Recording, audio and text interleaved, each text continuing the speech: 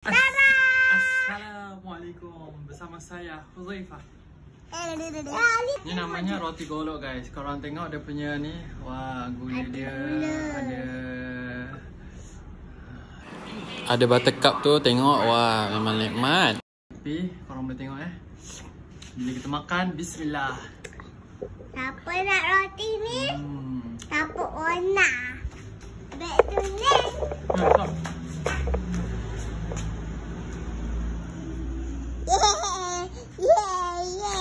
Alif cepat.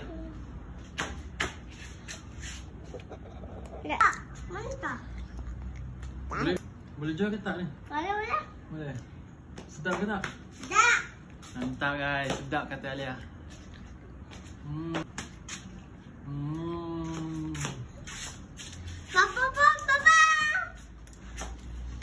Abah. Nanti abah tak lagu pam. Tahu.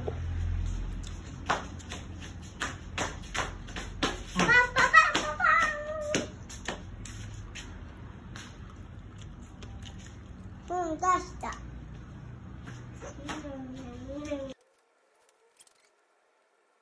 Okay, alhamdulillah selesai roti golok. Manakala yang ni bahasa Inggeris dia chicken floss, bahasa Melayu dia serunding ayam. Ini kalau beli dekat kedai-kedai yang biasa-biasa beli tu.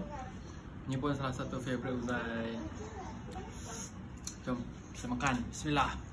Alamak. Ayah wah.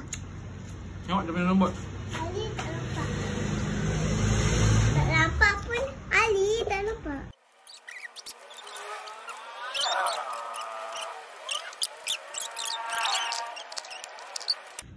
Tapak warna. Kena rapatkan. Habis semua. Tara. Tada. Pam. Papa. So mana-mana area Lembah Kelang.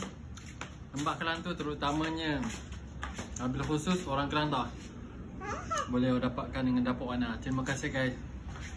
Ya bos. Terus support kami ya. InsyaAllah. Assalamualaikum.